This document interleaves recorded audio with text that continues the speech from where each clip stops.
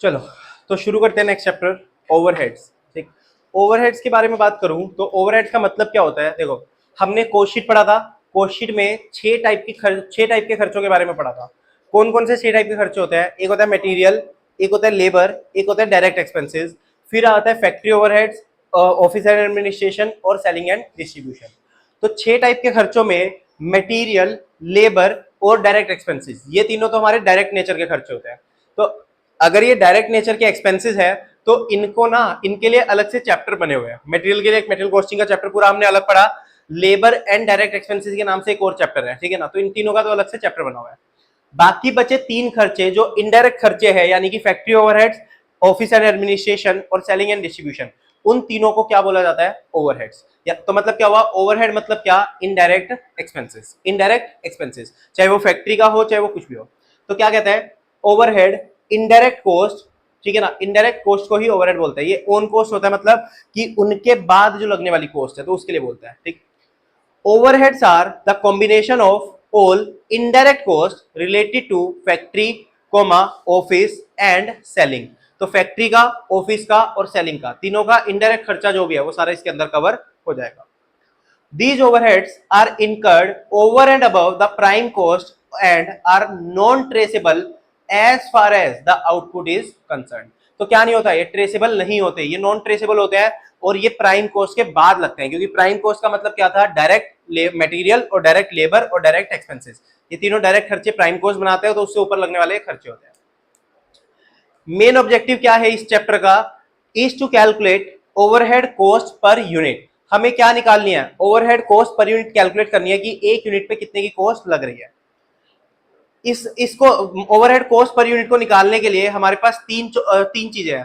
कहते हैं to achieve this objective this chapter is divided into three stages. तीन stages है जो हमारे लिए बहुत इंपॉर्टेंट है। यही तीन स्टेजेस पे पूरा चैप्टर कवर हो जाएगा, ठीक है ना। ये तीन स्टेज लगानी है, तीनों चैप्टर कवर हो जाएंगे।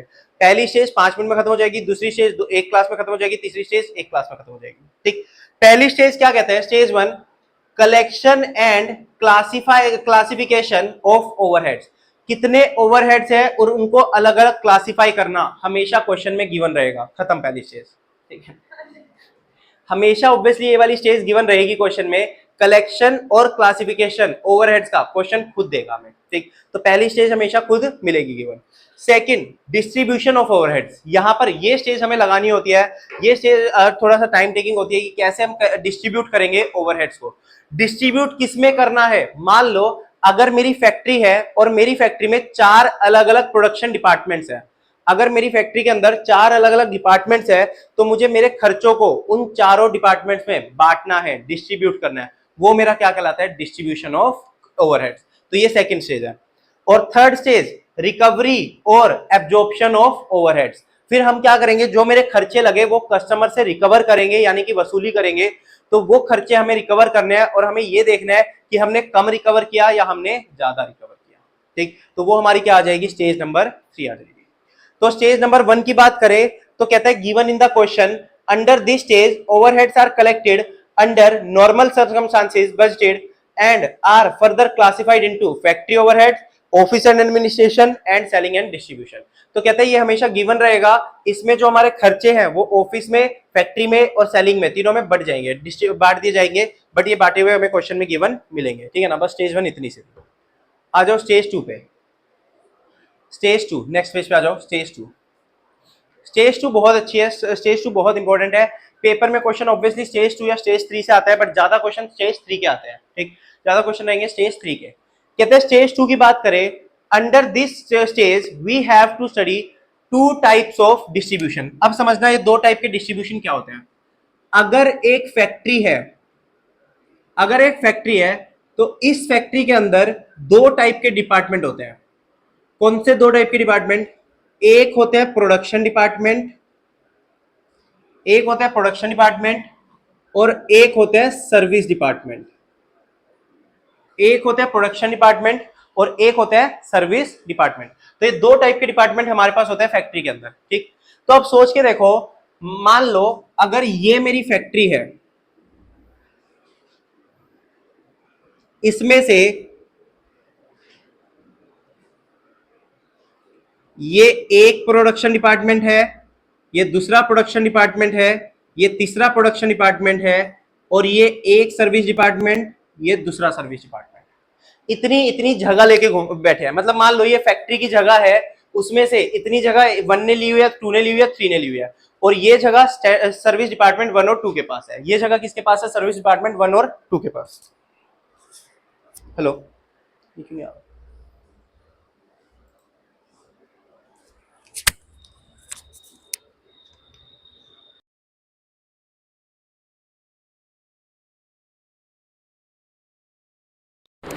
हेलो हेलो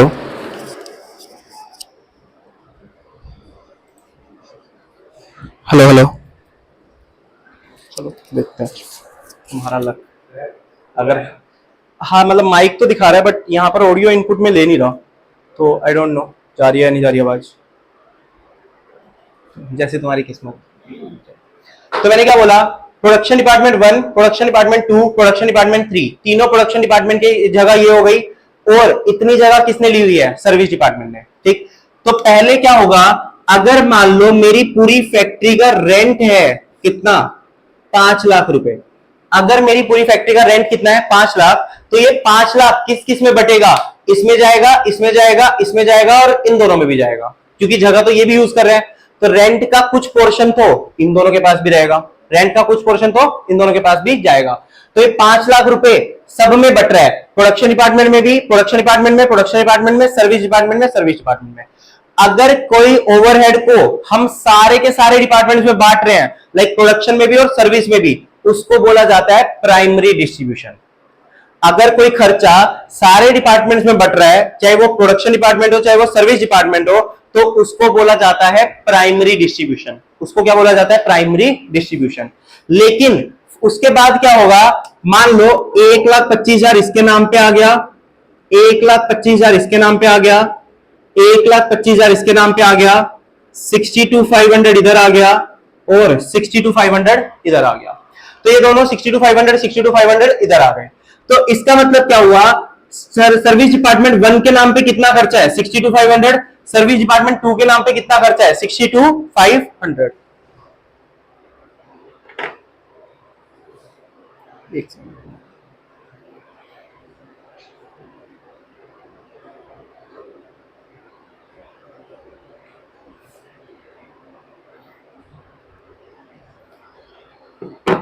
चलो। तो इसमें इस केस में क्या हुआ? दोनों सर्विस डिपार्टमेंट को हमने खर्चे खर्चे बांट के दे दिए, लेकिन हमें प्रोडक्शन करके कौन दे रहा है? ये तीनों डिपार्टमेंट। ये थोड़ी कोई प्रोडक्शन करेगा। ये सर्विस डिपार्टमेंट कौन होते हैं? जो हेल्प करने के काम आते हैं। मान लो तुम पांचों डिपार्टमेंट्स हो, तुम 5 क्या हो? डिपार्टमेंट। तुम प्रोडक्शन कर रहे हो प्रोडक्ट्स की, तुम प्रोडक्शन कर रहे हो, और पलक भी प्रोडक्शन कर रही है। ये दोनों क्या है? ये दोनों सर्विस देते हैं। लाइक मान लो तुम्हें चाय पानी पिला देंगे, तुम्हें ट्रांसपोर्टेशन करवाना है वो करवा देंगे, कोई भी ऐसी सर्विस है जो तुम तीनों को चाहिए वो ये दोनों देंगे। ठीक, तो ये क्या होता है? Service department. तो क्या वो प्रोडक्शन कर रहे हैं? नहीं, बट वो तुम्हारी प्रोडक्शन में हेल्प कर रहे हैं। वो तुम्हारी प्रोडक्शन में क्या कर रहे हैं? हेल्प। तो इन दोनों के जो खर्चे हैं, इन दोनों के खर्चे कौन रिकवर करेंगे? तुम तीनों रिकवर करोगे। क्यों? क्योंकि ये दोनों थोड़ी कोई प्रोडक्ट बना रहे हैं। ये दोनों अपने खर्चे कहां से रिकवर करेंगे? ये थोड़ी प्रोडक्ट बना रहे हैं। प्रोडक्ट तो कौन बना रहे हो? तुम तीनों। और ये दोनों अपनी सर्विस भी किसको दे रहे हैं? तुम तीनों को। तो ये दोनों क्या करेंगे? इन दोनों के जो खर्चे हैं वो कौन रिकवर करेंगे? तुम तीनों, प्रोडक्शन डिपार्टमेंट। तो इन दोनों के जो खर्चे हैं 62,500 62,500, ये दोनों खर्चे किसको बांट दिए जाएंगे? इन तीनों को बांट दिए जाएंगे। तो यानी कि ये जो 1,25,000 इन दोनों का था वो इन तीनों में बांट दिया जाएगा, वो इन तीनों में बांट दिया जाएगा। इसी को बोलते हैं सेकेंडरी डिस्ट्रीब्यूशन। तो दो टाइप के डिस्ट्रीब्यूशन हुए, दो टाइप के डिस्ट्रीब्यूशन हुए। पहला डिस्ट्रीब्यूशन प्राइमरी डिस्ट्रीब्यूशन, जिसमें कंपनी का सारा खर्चा सारे डिपार्टमेंट में बढ़ता है, चाहे वो प्रोडक्शन डिपार्टमेंट हो चाहे वो सर्विस डिपार्टमेंट हो। लेकिन सर्विस डिपार्टमेंट के जो खर्चे हैं वो किसको बांटना? प्रोडक्शन डिपार्टमेंट को बांटना। वो क्या कहलाता है? Secondary distribution. वो क्या कहलाएगा? Secondary distribution. बात समझ आई? हाँ बिल्कुल।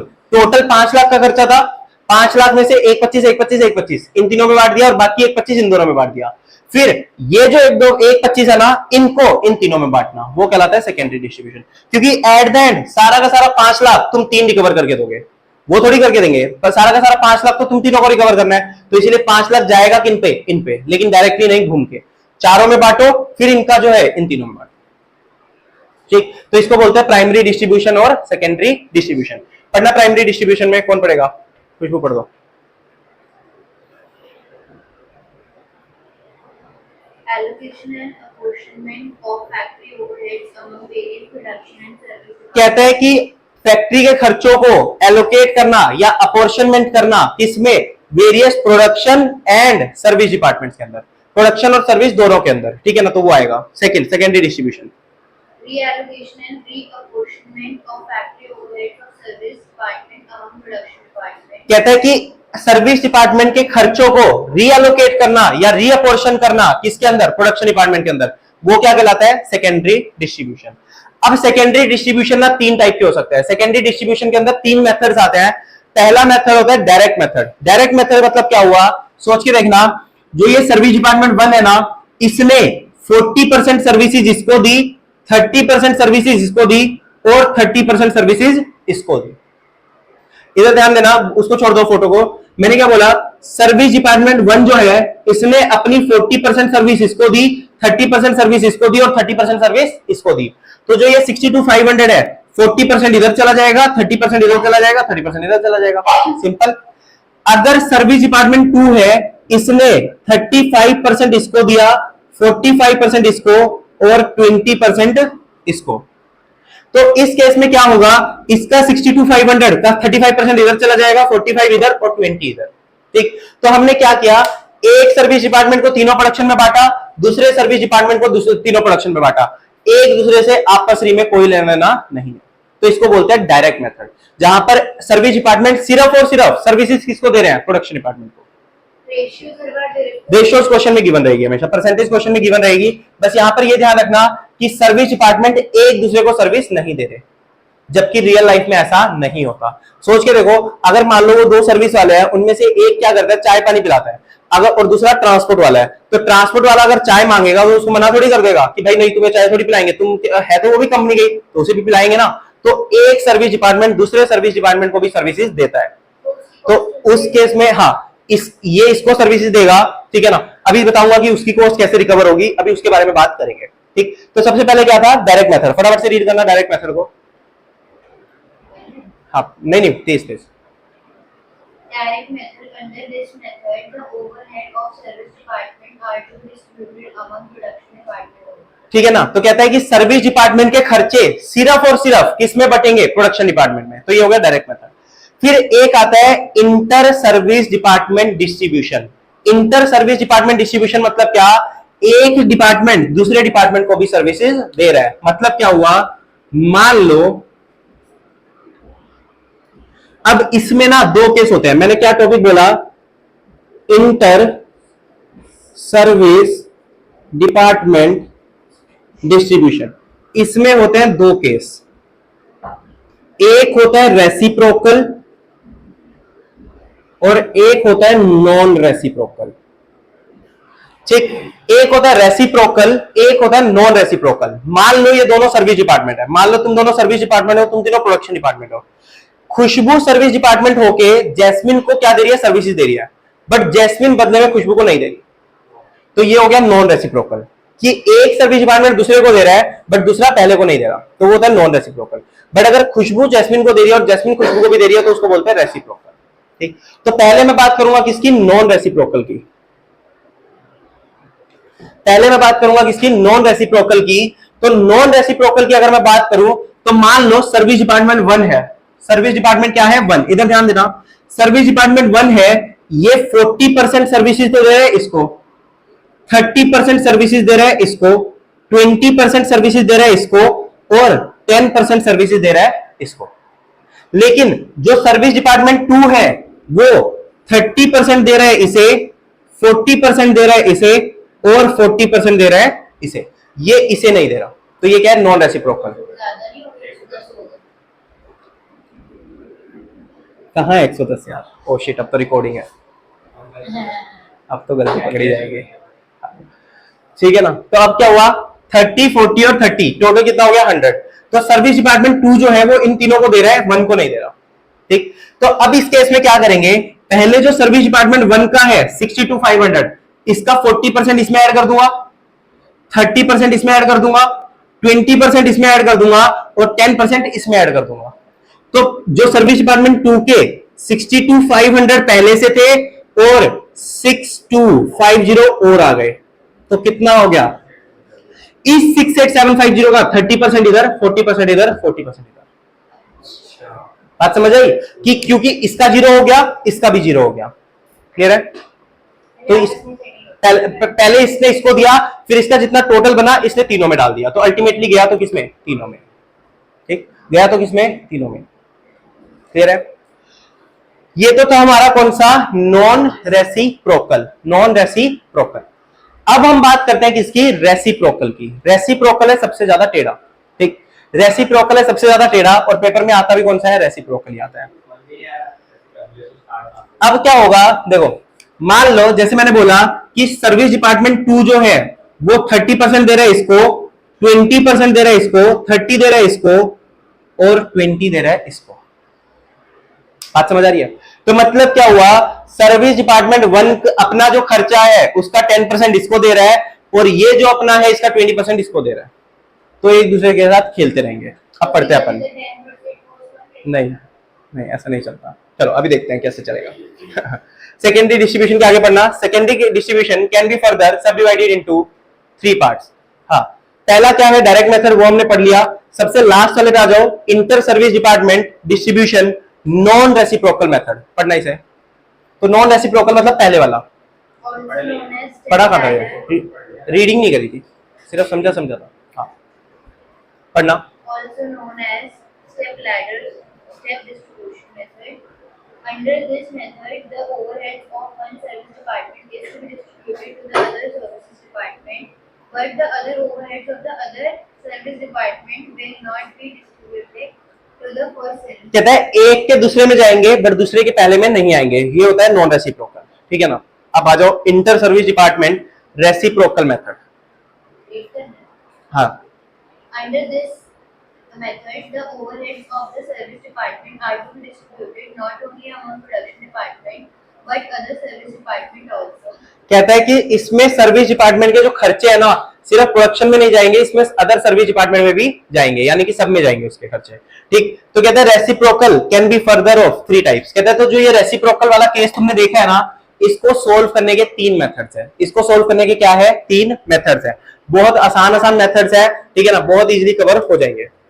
कौन कौन से 3 टाइप्स है? पहला repeated distribution method. Repeated distribution method पता है क्या होता है? रिपीटेड डिस्ट्रीब्यूशन मेथड का मतलब क्या हुआ कि इसका खर्चा इसमें डालो, इसका खर्चा इसमें डालो, फिर इसका खर्चा इसमें डालो, फिर इसका खर्चा इसमें डालो, ऐसे रिपीट करते रहो जब तक दोनों का जीरो नहीं हो जाता।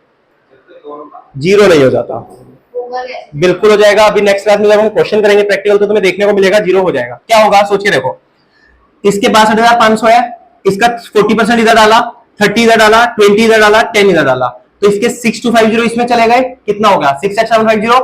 68750 का 30 इधर, 20 इधर, 30 इधर, 20 इधर, तो 68750 का 20% इस पे आ गया। फिर वो जो 20% आया, मान लो 12,000 13,000 रुपए आ गया, मान लो 13,000 आ गया। 13,000 का 40 इधर, 30 इधर, 20 इधर, 10 इधर, फिर 1,300 रुपए बचा। मतलब सब में बांटना ना, वैसे बांट दो।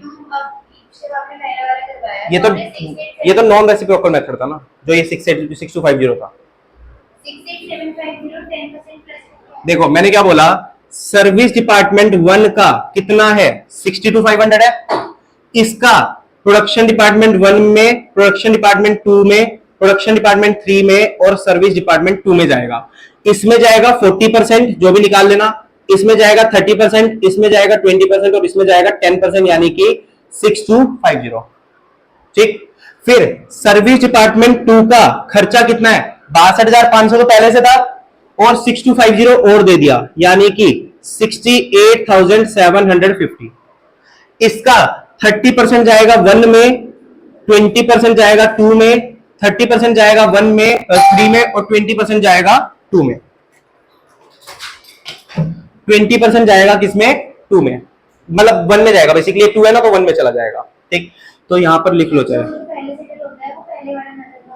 हाँ वो नॉन रेसिप्रोकल में था, तो इधर चला गया 20%। अब मान लो 68,750 का 20% आ गया, लेट से 13,000। लेट से कितना आ गया, 13,000। ठीक, तो अब इसका मतलब क्या हुआ, अब सर्विस डिपार्टमेंट 1 में कितना बचा, सर्विस डिपार्टमेंट 1 में 13,000 रुपए आ गए। सर्विस डिपार्टमेंट 1 का खर्चा कितना हो गया, 13,000। अब जो सर्विस डिपार्टमेंट 1 है वो अपने 13,000 रुपए फिर से 40%, 30%, 20% और 10%, यानी कि कितना 1300 रुपए। अब सर्विस डिपार्टमेंट 2 के पास कितने आ गए 1300। वो क्या करेगा, सर्विस डिपार्टमेंट 2 1300 को 30% 1 को देगा, 20% 2 को देगा, 30% 3 को देगा और 20% डी को देगा। तो 1300 का 20% कितना आ गया 260। अब इसके पास 260 आ गए, फिर वो बांटना शुरू कर देगा, फिर कुछ अमाउंट बचेगा, फिर वो वाला बांट देंगे। तो ऐसे करके जब तक लास्ट में जीरो नहीं आ जाता दोनों का, तब तक ऐसा खेल चलता रहेगा। दोनों का नीड क्यों है? एक का आगे तो हम उसको नॉन रेसिप्रोकेट करके नहीं, वो रेसिप्रोकल रहेगा ना। एक का नहीं आया, जैसे मान लो यहाँ पर इसका जीरो आ गया, बट इसमें तो बचा ना, और इसकी हम इन 3 में थोड़ी बांट रहे हैं, इसको तो चारों में जा रहा है ना खर्चा, तो इसलिए चारों में डलेगा फिर इसका। ठीक, तो जब तक दोनों का जीरो नहीं होता, क्योंकि मेरा जीरो होगा तभी मैं दूसरे सर्विस डिपार्टमेंट को जीरो दूंगा। अगर मेरा 100 रुपए का भी खर्चा है तो मैं 10 रुपए तो उसको दूंगा ना, क्योंकि मेरा 10% तो उसको जा रहा है। तो दोनों का जब तक जीरो नहीं हो जाता तब तक चलेगा। और जीरो का मतलब ये नहीं है कि एग्जैक्ट जीरो, मतलब ऐसा ना हो कि 0.5 आ रहा है तुम उसको भी बांट रहे हो। जैसे ही दोनों का एक या 0.5 समथिंग बच गया ना, तो हम राउंड ऑफ करके जीरो मान लेंगे। ठीक, तो ज्यादा लंबा नहीं जाता, बट ऐसे हमें रिपीटेड खेलना पड़ता है। तो इसका नाम होता है रिपीटेड डिस्ट्रीब्यूशन मेथड। दूसरा है ट्रायल एंड एरर मेथड। वो क्या है, वो इससे अच्छा है, वो इससे थोड़ा सा बेटर है। वो कहता है कि आपको जब ऐसे खेलना ही है तो हम तीनों को क्यों परेशान कर रहे हो, आप दोनों एक दूसरे के साथ खेलते रहो और लास्ट में बांट देना हमारे अंदर सारा का सारा। मतलब क्या हुआ, इसको इसका 10% देना है, इसको इसका 20% देना है, तो आप दोनों एक दूसरे के साथ खेलते रहो, हमें इन्वॉल्व मत करो। जब तुम्हारा खेलना पूरा हो जाए हम आ जाएंगे। ठीक, तो ये वाला मेथड मैं समझाऊंगा प्रैक्टिकल क्वेश्चन के साथ जब हम क्वेश्चन करेंगे उसके ऊपर। थर्ड आता है एल्जेब्रिक इक्वेशन मेथड, सबसे बेस्ट मेथड। कुछ मेहनत नहीं है, एक इक्वेशन बनानी है, एक्स वाई मान के, मैथ्स की तरह एक्स वाई मान के सोल्व करना है और आंसर आ जाएगा। तो अगर पेपर में डिस्ट्रीब्यूशन मांगे और कोई मेथड ना बोला हो तो तुम कौन सा मेथड लगाओगे, एल्जेब्रिक इक्वेशन मेथड। अगर कोई मेथड बोल दिया तो फिर वो तो वही लगाना पड़ेगा जो बोला है। ठीक, तो ये 3 मेथड्स है, इन 3 मेथड के बारे में हम पढ़ लेंगे अभी। ठीक है, क्वेश्चन करते हुए साथ में देखेंगे तीनों मेथड। तीनों मेथड पे एक ही क्वेश्चन है, उसी को तीनों मेथड से सोल्व करेंगे, तीनों मेथड हमारे कवर हो जाएंगे इजी है। ठीक, नेक्स्ट आना meaning of allocation and apportionment. कहता है कि एलोकेशन क्या होता है और अपॉर्शनमेंट क्या होता है। तो कहता है एलोकेशन का मतलब क्या होता है, अगर मान लो फॉर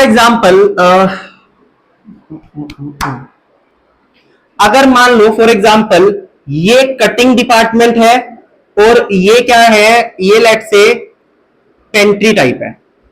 ये क्या है, पेंट्री टाइप है। ये क्या डिपार्टमेंट है, कटिंग का, और ये कौन सा डिपार्टमेंट है, पेंट्री। पेंट्री मतलब किचन टाइप हो गया। एक ना कटर आया क्या आया, कटर। कटर कौन सा, जो बड़ी बड़ी चीजों को काटने के काम आता है, चाकू वगैरह नहीं, पेंट्री में यूज होने वाले चाकू नहीं, बड़ा कटर आया जिससे मशीनें जो मशीन में लग के बड़ी बड़ी चीजें काटने वाला है। तो इस कटर का खर्चा तुम सब में डालोगे या सिर्फ इसमें डालोगे, सिर्फ इसमें डालेगा। क्यों, क्योंकि वो कटर कौन यूज करने वाला है, कटिंग यूज करने वाला है। तो मतलब क्या हुआ, अगर कोई एक खर्चा हमारा डायरेक्टली किसी डिपार्टमेंट के साथ एट्रीब्यूटेबल है, मतलब मुझे पता चल रहा है कि ये खर्चा तो सिर्फ इसी डिपार्टमेंट से रिलेटेड है, तो हम उस खर्चे को उठा के सिर्फ उस डिपार्टमेंट डालेंगे, फिर बांटेंगे। बात समझ आ रही है। रेंट तो क्या था, रेंट तो सारे जने यूज कर रहे थे, तो इसीलिए सब में डाला। लेकिन जो कटर है वो तो सिर्फ ये यूज करेगा, तो वो खर्चा किसमें जाएगा, डायरेक्ट इसमें जाएगा। इसको बोलते हैं एलोकेशन। ये क्या होता है, एलोकेशन, जिसमें डायरेक्ट तुम्हें पता होता है कि ये खर्चा किस डिपार्टमेंट का है, उसको बोलते हैं एलोकेशन। ठीक, फिर दूसरा क्या होता है, अपॉर्शनमेंट। जो हमने रेंट को बांटा ना, वो होता है अपॉर्शनमेंट, किसी चीज को बांटना। हाँ, तो एलोकेशन फटाफट से पढ़ते हैं। कहते हैं when an item of overhead is directly related with a particular centre, then it is said to be a allocation of overheads. For example, rent of production overhead X ₹10,000 rupees 1 lakh. अगर question में ऐसे लिख दिया कि production department 1 का rent, तो तुम उसको सब में थोड़ी डालोगे, 1 में डालोगे सिर्फ, तो एलोकेशन हो गया।